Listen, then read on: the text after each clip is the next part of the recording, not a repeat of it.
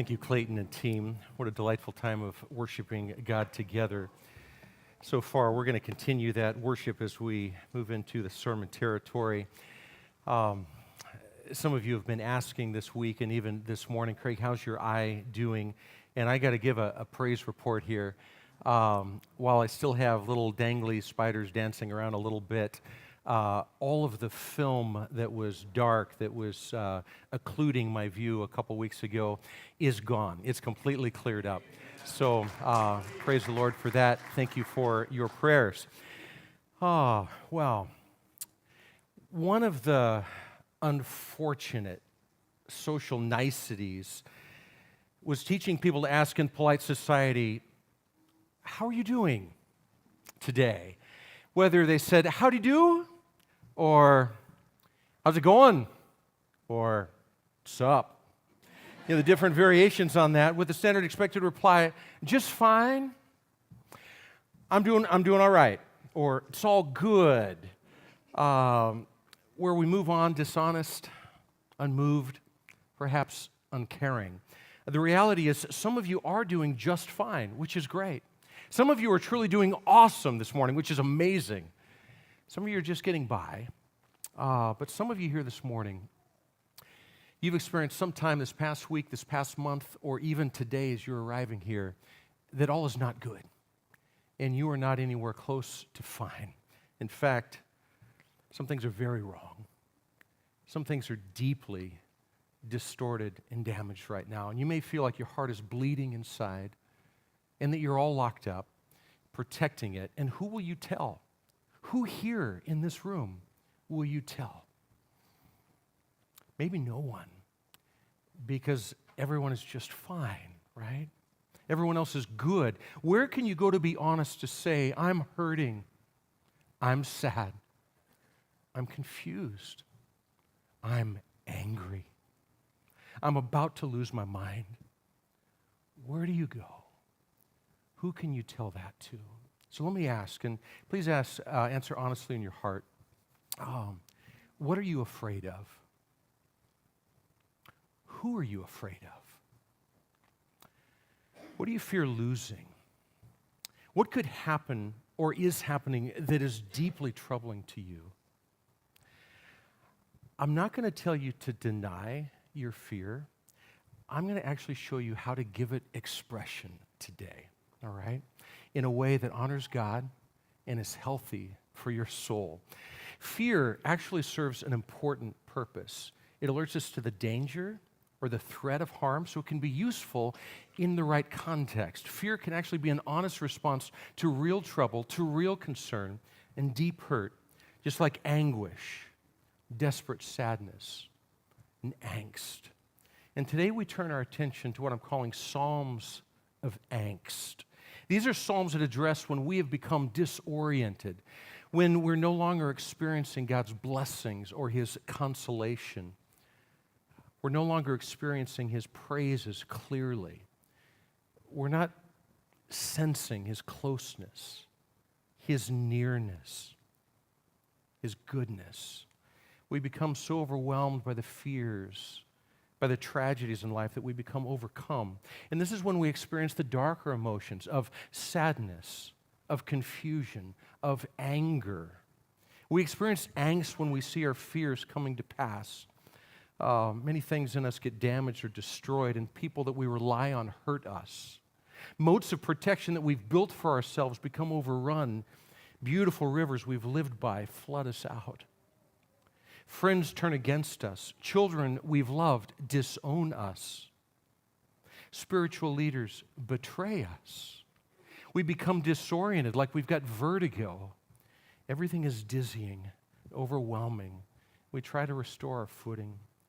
There's been a ton of angst in the news this past week. If you've been paying attention, perhaps you've been overwhelmed by it. There's been incredible suffering in Georgia and particularly in North Carolina in the Appalachian Mountain regions due to this historic, terrible, horrific damage by Hurricane Helene. They say it's one of the widest cyclones ever at 420 miles wide. Do you realize that's almost double the width of the state of Washington? It's being called a 1 in 1,000-year event for the combination of the 3 days of intense rainfall and the unique damage being done in the mountain areas. The way it tore into the mountains with this overwhelming flooding of, in some cases, entire communities. The landslides were unique, carrying huge boulders and trees, immense trees down the mountain at this muddy slurry at 35 miles an hour.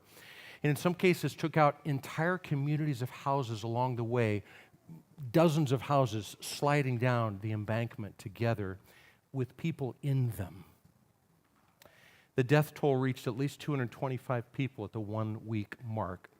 In many cases, just burying people alive. We think of the everyman today. Millions of Americans are struggling financially right now.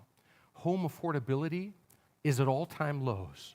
Only 15% of Americans today can buy the home that they live in or that the average home in their neighborhood. Consumer total household debt and personal credit card debt are both at all-time highs. We wonder why we get to the end of our money before the end of our month. And there are these realities that we feel like we can't control. I can't change the price of gas, right? I can't change the interest rates. I can't change my rent that my landlord has raised. I can't change the premiums on my health insurance that keep going up double digits every year. How can that be? And we're in angst about that. What should have been the leading news story every day this week is that the director of ICE, Immigration and Customs Enforcement, has confirmed that over 13,000 illegal immigrants convicted of murder have been caught at the border. But rather than being deterred or detained or sent back, they've been released into the United States in recent years, given court dates to appear that are years out. Can you imagine? In addition to those 13,000, there's another 16,000 that are already convicted of sexual assault that similarly have been released into the United States. 425,000 total people with criminal convictions are known by ICE, announced this week, to have been released into our nation. They saw them, they knew the convictions, they processed the paperwork, and they released them among us. And those are just the official numbers that have been caught and released into our country. This doesn't account for those who got in by non-official channels. We are people overloaded with angst. Concerns are real. The question for today, though, is what do we do about it? Where do we go with it? Some people drink. Some people abuse substances. Some people get anxiety disorders. Some people rant and rave. Some people go to what John Mark Comer calls the cesspool of evangelicalism, the comments sections of social media. Some people put displaced hope in political candidates. And some people stop paying attention to the news. I just can't see it anymore. I can't hear it anymore. It's too much. We all cope in various ways. But what if the Bible gave us a way forward? What if the Scriptures actually offered us guidance on how to respond to the anxious world around us without us becoming undone, without us becoming unmoored? I'd like to introduce you to lament, particularly to the Psalms of lament. Lament basically means complaint. Do you realize that? Do you realize it's all right to complain? You might say, my parents told me never to complain. Don't complain. And now the pastor's telling me it's all right to complain. What's up with that? So it's all about who we're complaining to, who we're complaining about. So don't complain about them to them, right? Don't complain about him to her. Don't complain in ways that tear people down. Where do we go with our complaint? We're going to see that in the lament psalms, we have a place to go. We have a person to go to. It's the person of God himself. He can handle it. He's the one person who can actually do something about it. He's the one that's empowered. He's the one who cares about your heart and how your angst is affecting you. And he has the power to transform your heart and actually draw you closer to himself through those things that you are powerless to change and are so bothered by appropriately. So, lamenting to God is actually still an expression of trust in Him. So we experience anguish in life, this sadness, this confusion, and this anger, and we bring these questions and these concerns to God as an act of faith, as an act of trust.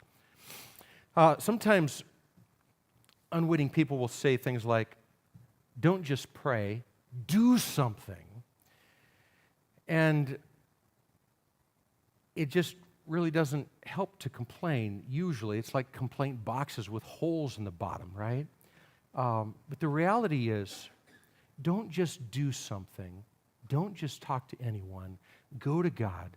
Go to Him in prayer. So the angst psalms, these actually account for the largest majority of psalms. And within them, the largest category is the lament psalms. Some have counted as many as 60 lament psalms.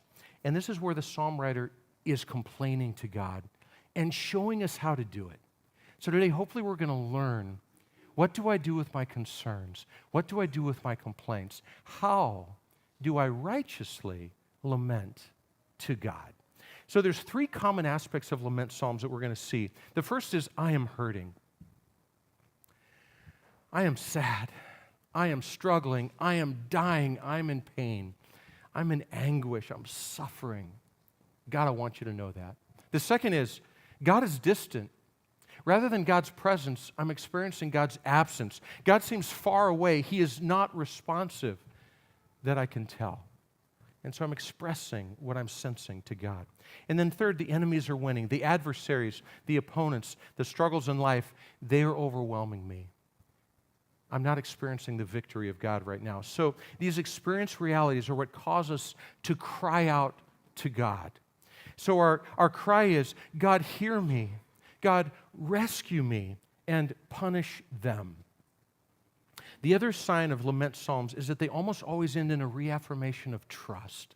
Trust in God, hope in the Lord. He will come through for me yet again. And I want to show you a textbook example of a short lament psalm so that we can see all of the elements. Then you'll be able to recognize the elements in other lament psalms, even when they are more complex. So Psalm 13, I'm just going to spend about 5 minutes here as kind of a mini devotional, walking you through what a classic or what a textbook example of lament psalm looks like.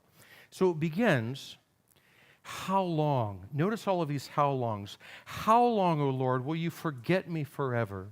How long will you hide your face from me? So this is the psalmist saying, God, I don't see you. Where are you? You seem absent. You seem distant. Verse 2, how long must I take counsel in my soul and have sorrow in my heart all the day? Saying, I feel alone. I feel abandoned. I'm suffering all day long. Sorrow is filling me from morning till night. How long shall my enemy be exalted over me? See, the enemies are exalted. The enemies are winning. Right there are the three common complaints. So then he says, consider and answer me, O Lord my God. He's not going anywhere else with his complaints. He's going to the only one who can make a difference. He goes to God, his God. He says, light up my eyes. He wants to see. God, help me to see what I can't see. What I've been unable to see in my anguish, in this overwhelm. Would you give me your eyes to see clearly here, lest I sleep the sleep of death? It's like, God, I'm dying here. Lest the enemies say, I have prevailed over him. God, the enemies are winning. Lest my foes rejoice because I am shaken. So that's the lament. That's the three parts twice. But we turn to verse 5 and 6, and it starts with this wonderful word, but. So here's a contrast. Here's the confident hope. Here's the expression of trust that almost every lament psalm also ends with. Because lament doesn't leave us in despair. Lament expresses the despair to God who hears. But then it turns 180 degrees to the answer, to the solution that is in God himself and his faithfulness. He says, but I have trusted in your steadfast love. He turns back to the character of God. And we've been noticing week after week, David drawing out the steadfast love of the Lord. This is the hesed. This is his graciousness, his enduring love, his loyal faithfulness to his people. That's who our God is. That's his character. I have trusted in you and this characteristic about you. My heart shall rejoice in your salvation. This catches my attention here because this is still in hope. God hasn't answered yet, but it's an anticipatory rejoicing. I will rejoice because I know that you're going to come through, God, because that's what you do. I will sing to the Lord. I'm already committed. In fact, I'm already going to start my song of praise before the answer has come, because I've experienced God's track record and God's faithfulness in the past. See, it says, because he has dealt bountifully with me. He's got a memory. He reminds himself of God's workings in the past, and that gives him something to hold on in the present as he anticipates and as he waits for God's answer in the future. Psalm 13, that's a lament psalm in a nutshell. That's how they work. The purpose of this, though, isn't just to be able to recognize, oh, that's how a lament works. That's the structure of a lament psalm. The purpose is to teach us how to engage God through this lament, to teach us how to pray, to follow the model of the psalmists here, and that we become those who pray laments. I want to teach through Psalm 27 as a transition into this lament territory. This is actually a hybrid psalm. Part 1 is a psalm of trust, of confident hope, and part 2 is the lament. So part 1 is more like the Psalms we've been looking at these last 4 weeks, and part 2 is like Psalm 13 that we just went through.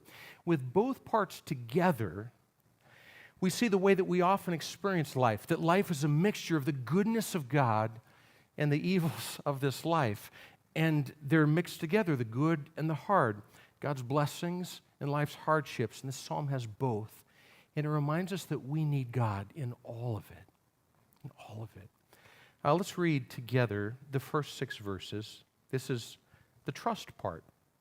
So Psalm 27, the Lord is my light and my salvation. Whom shall I fear?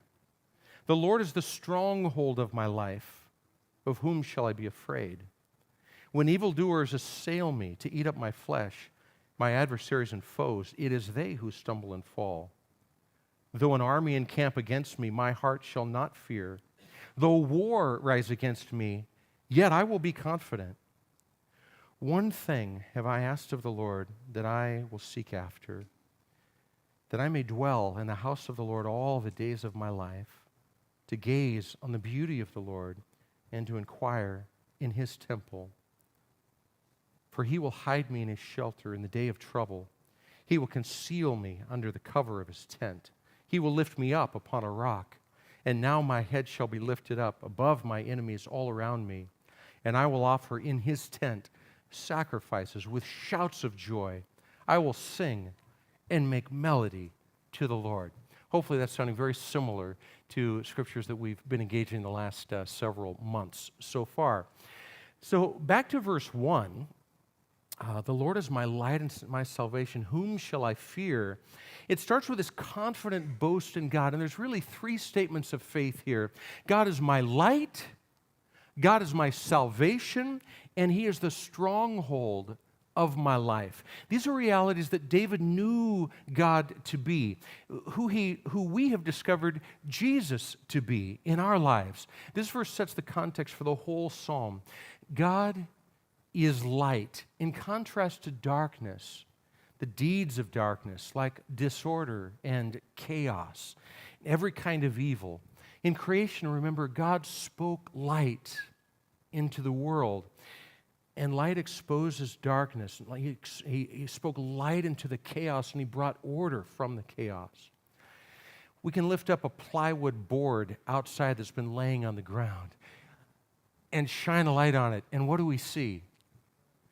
We see all these gross bugs just scatter, right? I used to have a policeman friend who was on the beat, and he would shine his flashlight, his police light, into dark corners of alleys, and he would see human beings scamper. Multiple people that he'd arrest over and over and over who would return to the same places of their sin. Evil loves the night. Most criminal activity takes place under the cover of darkness. The light of God reveals truth, and it exposes deeds of darkness. And light gives us the ability to see what is truer than the evil. Remember, Jesus came as the light of God come into the world. We could see the truth, the reality of God through Jesus. He came as light. It says God is salvation. Again, pointing to Jesus so clearly. For David, though, at his point, at his time, this usually meant rescue from his enemies, deliverance against those trying to kill him and take away his kingdom. So his physical enemies became emblematic of spiritual enemies, literally the enemies of God, just as physical salvation became emblematic of our spiritual salvation in Jesus, being rescued by God from the enemies of our souls. Now, this psalm can be viewed under headings of 4 key words, and they're in your notes on the left column there, but fear, and then focus, faith, and wait. And the first is fear. So David brings up this issue of fear with rhetorical questions. Whom shall I fear? Of whom shall I be afraid? And in verses 2 and 3, he details who these are that we might be afraid of. Read them again. When evildoers assail me to eat up my flesh, my adversaries and foes, it is they who stumble and fall. Though an army encamp against me, my heart shall not fear. Though war rise against me, yet I will be confident. So he sees that there are these enemies that he calls evildoers and adversaries and foes. Yet David's point so far is not that the enemies are winning. This isn't the lament part of the psalm yet. This is the trust part of the psalm. So this is this positive reality that in his experience, over and over, God actually overwhelms the enemies. So those who would assail David, those are the ones who actually stumble and fall. They make plans that take themselves out. It's a little bit like Wile E. Coyote making plans for the Roadrunner, right? And time again, Wiley's plans catch not the Roadrunner, but they catch himself. He trips up himself. So David's experienced this about his relationship with God. But notice the buildup here. First is this triplicate of evildoers and adversaries and foes. But then verse 3 ups the ante. Though an army encamp against me. And then another crescendo to the climax. Though war rise against me. And his answer is confidence. Confidence in the Lord. He's raised this word fear 3 times, and his answer is no fear. David's confidence in God turns his potential fear into fear not. Of whom shall I be afraid? I will fear not, because my confidence is in God. What a way to live. Fearlessly, boasting in God, undeterred confidence. Let me say that this kind of fearless confidence is difficult to come by through theory, through ideas, through hearing stories from other people. David has actually experienced this reality. He has experienced it personally with God defeating his enemies over and over and over. One of his accounts is described in 1 Samuel 23, where Saul has been pursuing David and he's closing in on him and his men. Samuel describes it as Saul on one side of the mountain and David's on another mountain with the valley between them. And Saul knows where David is, and David is trapped, David and his men. And all of a sudden, it reads in verse 26 of 1 Samuel 23, as Saul and his men were closing in on David and his men to capture them, a messenger came to Saul saying, "Hurry and come, for the Philistines have made a raid against the land." So Saul returned from pursuing David and went against the Philistines. Therefore, that place was called the Rock of Escape. Now, Often God will surprise us with unexpected protection, unexpected rescue. Sometimes He diverts bad things from coming to us. Sometimes we don't have any answer. We really are caught. And He just flat out rescues us. He diverts the enemy from us. They get a more pressing calling and just leave. Sometimes the storms miss us. Or sometimes they hit us, but they don't have the severity that they might have had. The effect is light. With God on our side, or rather with us on His side, we can become people who live with no fear. But that was a long time ago for David and Israel. What about now? Some people wonder if God is still doing things today for Israel. And I want to say, modern day Israel, we need to be really cautious about equating it one-to-one correspondence with biblical Israel. A lot of things are changed. But it seems like God is still protecting His earthly people in ways that are uncanny and often undeniable. Tomorrow, October 7th, will be the one-year anniversary of the notorious horrific invasion by Hamas into Israel that brutally killed 1,205 known Israelis. It involved gang rapes of countless women and hundreds of hostages. And this is what prompted Israel's retaliatory invasion of Gaza to root out Hamas. And then more recently, Hezbollah of Lebanon, a sister group to Hamas, has joined the attacks on Israel. And yesterday, we heard that Israel had responded back by hitting 2,000 targets in Lebanon, taking out 250 known Hezbollah terrorists, and they've now taken down their 3 primary leaders. Now, meanwhile, Iran, the seeming enemy who's behind and funding, apparently, Hamas and Hezbollah terrorist groups, they launched 200 missiles into Israel this past week. But between Israel's Iron Dome air support and submarine support of the U.S., many of the missiles were shot down, some were errant, and exactly one of the 200 hit somebody and killed someone who was a Palestinian who was certainly not the intended target. Like David was protected, we just continue to see divine protection over the nation of Israel since 1948. Do you see the contrast? In the same week, Israel hits 2,000 intended targets, and Iran, aiming at Israel, is 0 for 200. Interesting coincidence, huh? See, there are principalities behind the evil actions of men in this world, and we can be confident that God and His angels are frequently triumphing over them, limiting much of the scope of evil intentions of evil and wicked people. And David has experienced God's divine protection so many times that he has unwavering confidence in Him. Do we? I ask myself, do I? This confident boast in the midst of being surrounded by an army of enemies, it sets up one of the most beautiful and poignant personal verses in the Psalms, a verse that I consider to be my life verse for probably about 2 decades. Here's verse 4. It reads, "One thing have I asked the Lord, one thing that I will seek after, that I may dwell in the house of the Lord all the days of my life, to gaze upon the beauty of the Lord and to inquire in His temple." We're going to linger here for just a little bit because it's just so beautiful here. And this brings up the second key word, that is focus. If you have one pursuit, one primary desire, one thing that you are seeking or striving after in life, what would it be?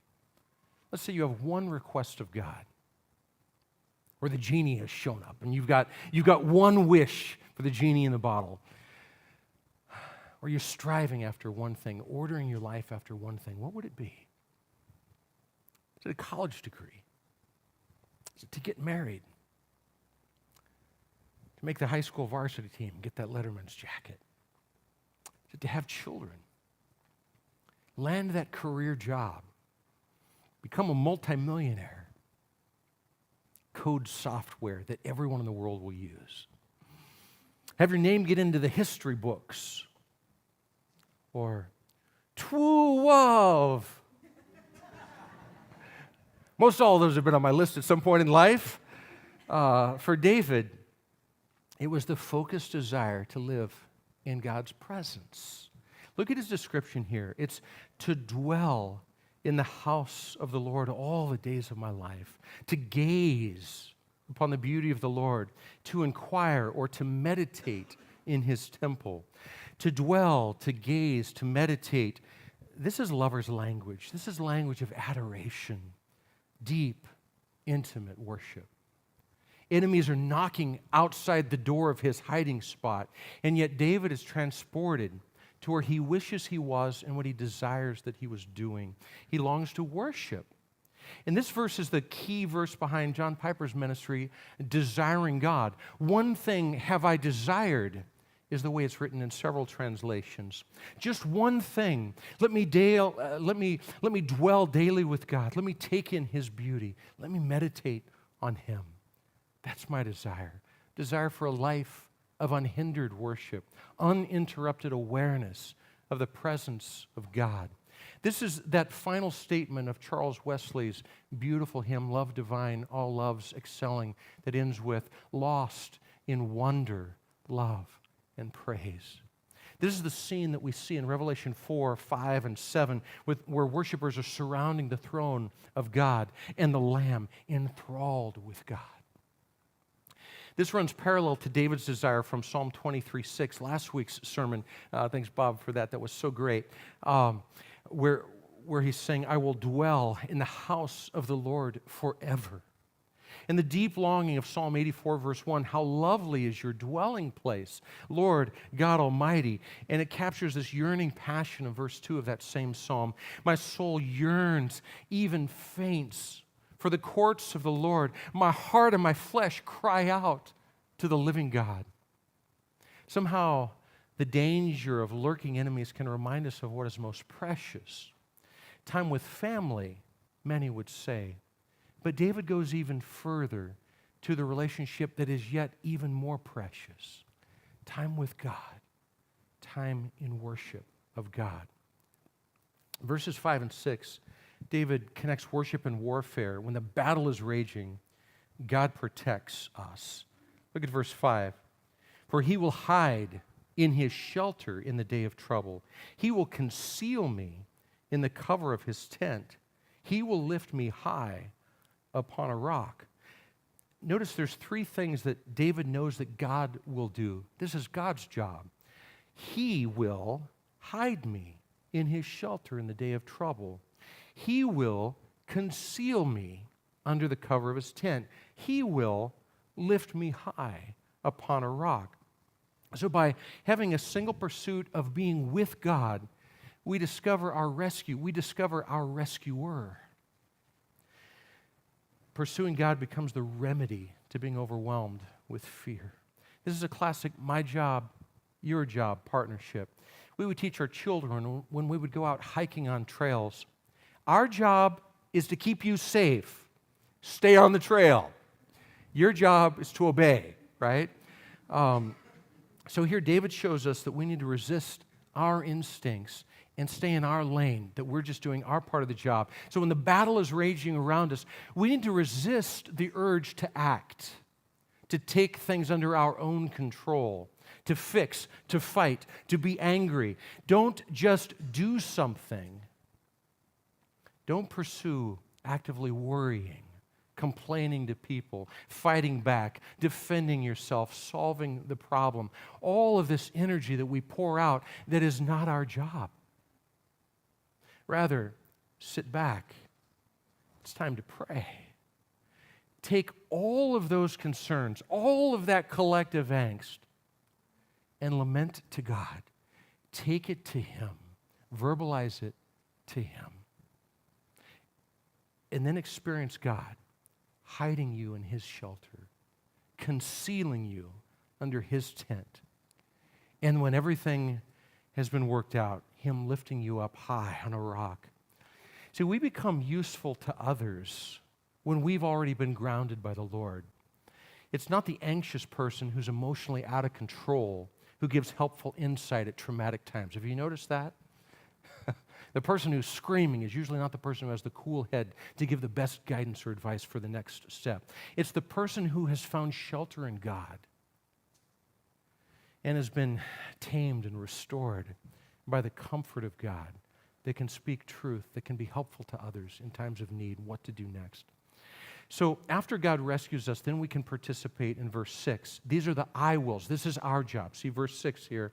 And now my head shall be lifted above the enemies all around me, and I will offer in his tent sacrifices with shouts of joy. That's part of my job, to offer God sacrifices with shouts of joy once he has won the victory.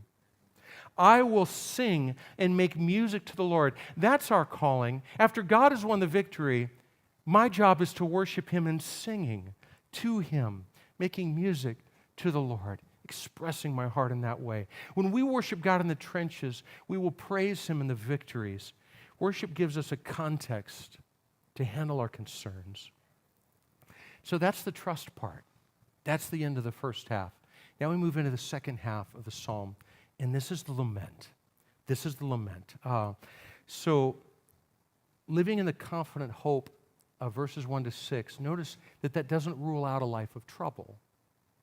Having deep faith doesn't mean that we won't face real adversaries in this life, adversaries of sickness or setback or sorrow, sadness or spiritual attack or actual enemies.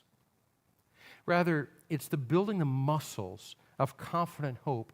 When we have times of blessing and we go to God rightly, that's building the muscles of faith that are going to allow us to endure when the hard time comes. So David's going to teach us how to lament. He's actually going to give 10 imperatives or commands here. We're not going to draw attention to all of them, but I think all of them can be seen under this third key word, this word of faith. Word of faith. So here's verses 7 to 12. Hear, O Lord, when I cry aloud. Be gracious to me and answer me. You have said, seek my face. My heart says of you, your face, Lord, I do seek. Hide not your face from me. Turn not your servant away in anger, O you who have been my help.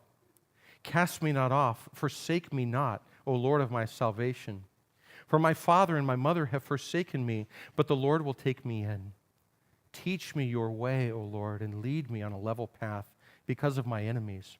Give me not up to the will of my adversaries, for false witnesses have risen against me, and they breathe out violence. We're going to stop there.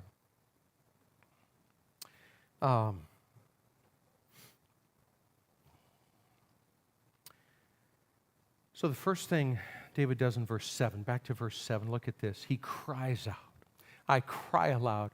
He cries out, hear, Lord, listen to me. And he cries out, be gracious to me. He cries out, Lord, answer me. These three quick requests. So if you want to complain to God. If you want to be fussy with Jesus. If you want to scream, this is unfair, do it to the Lord. Do it with the Lord. This is the first aspect of lament. This is, God, I am hurting. God, I am suffering. And God, I feel alone. David knows that God is our Father, and David knows that God, as Father, desires his children to come to him. David knows that God's central characteristic trait toward his people is his hesed, his enduring faithfulness, and God is this gracious one. So we go to him in need of grace. We tell him our hurt, and we ask for his grace. That's where it starts. Verse 8 and 9 take us back to verse 4 about the one thing focus of seeking the presence of God. Notice here David is seeking again. Here he describes it as seeking God's face. So he's crying out in desperation, saying, God, you have told us to seek your face. God, that's what I'm doing. That's what I'm trying to do. I am obeying you. I am honoring you. From the depths of my heart, God, I'm appealing to you. I am seeking your face, O Lord. And then he's asking boldly, God, would you show me your face? I'm seeking it. Would you reveal it to me? Don't hide it from me. Don't turn away from me in anger. Don't cast me off. Don't forsake me. God, you are my salvation, and I need you. This is the second aspect of lament. God seems distant. God, where are you? God, why are you so far away? God, it seems like you've abandoned me. Have you? The enemy is lurking, but David is focusing his eyes on his God. Hide not your face from me. Where are you? The men's retreat last weekend, one of the Psalms we looked at that I taught on was Psalm 31. David there experienced a season of hubris, and God did turn his face away and took away the ground that David was standing on, this mountain, and brought him down to level ground again. And David experienced anguish, the anguish of God's seeming absence. And there we saw that God's pulling away actually served a redemptive purpose in David's life of rehumbling him and reordering him under God's gracious mercy. But here it's a little bit different because it doesn't seem like here that David needs humbling. He is approaching God with humility already. So why? Why would God pull his face away? Why would God remove his presence from you or from me? When we're drawing near to him regularly, daily, seeking him, why would it seem sometimes like he pulls away? Why would he do that? In this psalm, it seems like God is desiring to pull David nearer. That God is taking David to a deeper place. Think of what schools do as a gift to your children. Once they've been hanging out and getting elementary school down, they got this like solid, then they move them on to this dangerous place called junior high, right? And once they're kings of their junior highs, then they become puny freshmen at the high school, and they get moved on again, and it's hard, and it's dangerous, and it's difficult, and all the rules have changed. And then you leave home and go off to college, and it happens all over again, and all of your moorings and all of your handles have been taken away. And we eventually look back on that as adults and say, you know what, that was for my good. Those were the times when I grew. Do you realize God does similar things to us? We get comfortable at a state in life. Our faith is working fine at this level, but God wants to call us to a deeper faith, to a higher level of dependence on him. So he takes away our mountain. He removes what we've been standing on. He removes his voice so that we need to go find where he's at now. And perhaps he's got a new adventure for us. Perhaps he's got a new calling. A new level of faithfulness will be required for that. Or perhaps he's preparing us for new ministry to other people, but we will need to live in greater dependence on him to be effective. And so he's going to school us in drawing us into greater dependence on him. And so David is experiencing that here. God wants to move him to the next level of dependence, of intimacy, of experiencing his grace at new levels. It's time to go to college level maturity. So God is drawing him away by first drawing himself away so that we would follow him.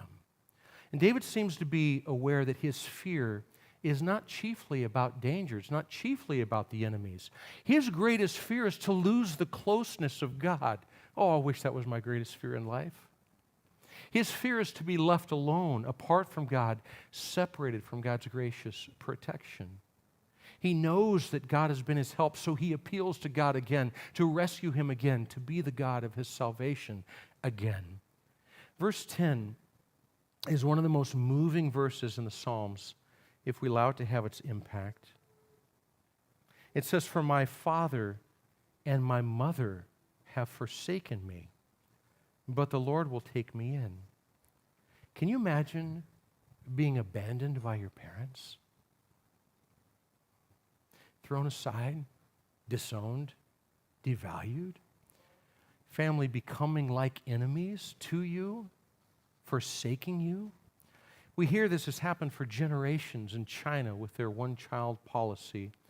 People who can't afford the fines for their second child often have to get rid of the forbidden birth So they abandon their child, or they sell their child, or they leave them for orphanages. Here, closer to home, stateside, my best friend growing up as a son of a mother who didn't want him. She had an unplanned pregnancy. Now, fortunately, this was the 60s, pre-Roe, and so she did take him to term, and she did give him up immediately for adoption.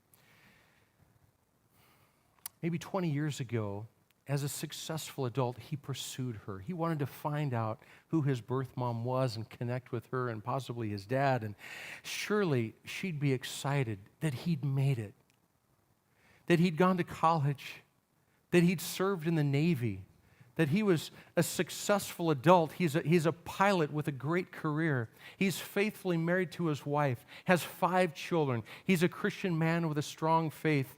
Surely his mom would be proud of him. Surely she would want to know this news and be known by him. He didn't want to blame her. God had blessed his life. He just wanted to meet her. He just wanted to be loved by her. And he found her. He found her 3,000 miles away, but he found her, and he went to her. But to his deep sadness, he found her to be disinterested. She pushed him out of her memory. She'd moved on from her with her life. His coming had disoriented her. That was a dark area of her life that she'd covered over and left behind. It wasn't part of her active memory. And he messed this up, and it brought back an embarrassment, a sadness that she didn't want to relive. He visited her several times over the years, trying, maybe the next time that I knock on her door, she'll open and let me in and respond to me. But he never got an embrace like he imagined or he had dreamed. No Christmas cards. Cards that he sent were usually returned to him unopened. No gatherings with new brothers and sisters and uncles and aunts and nieces and nephews and cousins. No family embrace. 20 years went by, and she died recently, having never pursued her son. She forsook her son. I wonder, who does that? The good news here is that even if depraved, heartless, broken, desperate parents can disown a child, the Lord will never. He will take me in. He will take you in.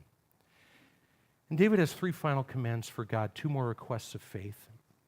Here in verses 11 and 12, he says, "Teach me your way, O Lord, and lead me on a level path because of my enemies. Give me not up to the will of my adversaries, for false witnesses have risen up against me. They breathe out violence." So he says, teach me your way. Lead me on your path. Give me not up to my enemies, my adversaries, or the false witnesses. So David is recognizing his own weakness here. He has seen King Saul defect from his faith. He has seen his own son Absalom defect from his faith and pull away from David as his father and his family relationship. He recognizes his own proneness, as the hymn says, prone to wander, prone to leave the God I love. And so he calls out to God to continue to teach him, to continue to lead him, and not let him fall or fail or join the enemy or be overtaken by them. And so this brings us to the third aspect of laments. The enemies are present. The enemies are winning. God, don't let them have the last word in my life. So God shows us in this lament what it looks like to cry out in faith. We've watched David cry out to God. We've seen him seek God's face. We've seen him trust in the Lord's faithfulness. We've seen him remain teachable, say, teach me your way. And he recommits to God's way and God's protection. And he asks God for specific help. And it seems that God's rescue comes between the lines, between verse 12 and 13, because here comes David's praise. And this is the common end of a lament psalm, a reaffirmation of trust in the Lord, a reaffirmation, a confirmation of confident hope in him. And it takes the form of the 4th key word for today, which is wait. Wait. So the last 2 verses, I believe that I shall look upon the goodness of the Lord in the land of the living. Wait for the Lord. Be strong. And let your heart take courage. wait for the Lord. So it's one thing to have faith in God and then immediately try to act on that faith as if we are the primary mover. Watch me as I say, I am trusting in God, but here I go, and I'm emoting, and I'm solving, and I'm fixing, and I'm going after it, and I'm getting it done. No. In the context of faith, in confirming our confident hope in the Lord, our job is to wait. Wait for God to act. So verse 13, he says, I believe God's goodness is going to work out even in this life. I expect that God's got this. Our call is to wait for Him, which means to maintain our wait in Him. How long? How long do we wait? Till we get tired of waiting, right? No, we keep waiting until we just feel like, okay, no one's doing it. I just got to come through. I got to make it happen. I got to be the hero. How long do we wait? We wait until He rescues. We wait until He solves it. We wait until He redeems it. Notice this beautiful command that David makes to himself. Let your heart take courage. He's speaking to his soul in some psalms. Here he's speaking to his heart. Heart, take courage. Let me just say that this is the essence of the calling to encourage. Sometimes we try to encourage other people. And in popular parlance, we often use that term as if we're appreciating someone or we're affirming someone, just calling attention what we like about someone else, just wanted to encourage you. Well, there's actually other words for that. The word encourage is a stronger word. It actually means to instill courage. Take courage. Be courageous. Take a stand that is courageous before God. That's literally what the word means, and that's how David is using it here to his heart. Stand your ground. Take courage while you wait. While you wait.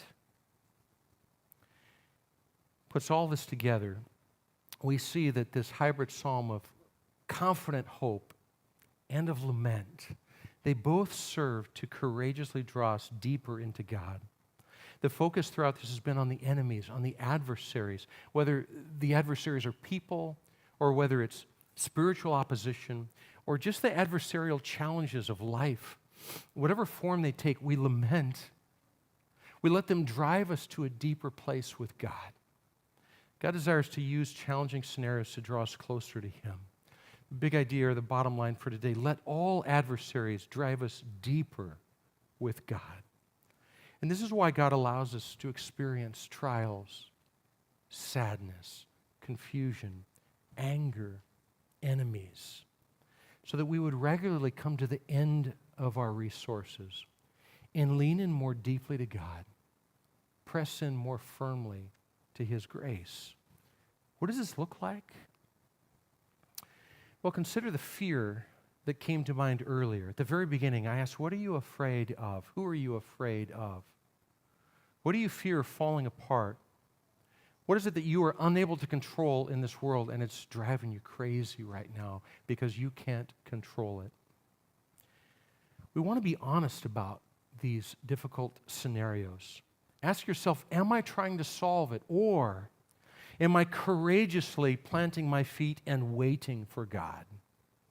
The biggest issue isn't solving your scenarios, but drawing more deeply from the spiritual resources that God provides.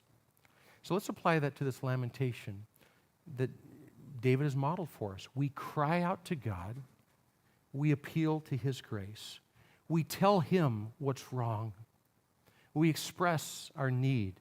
We remind God of His faithfulness. We remind ourselves that salvation and rescue always come from Him. He is our light. He is our salvation. He is our stronghold. And in light of God, I can live without fear. We can seek the face of God as revealed in Jesus Christ. As it says in 2 Corinthians 4:6, for God, who commanded the light to shine out of darkness, has shined in our hearts to give us the light of the knowledge of the glory of God in the face of Jesus Christ. What an awesome verse. let all the undesirable circumstances remind us to run to the one thing, the focus, the singular desire of our heart, to live fully in the presence of God, to seek Him, to seek His face, to gaze on His beauty, to meditate on the presence of the Lord, and to follow His ways. Remember, worship is what gives me a context to handle my concerns. This is the posture from which we lament. We're going to sing a final song. Clayton, would you come and lead us?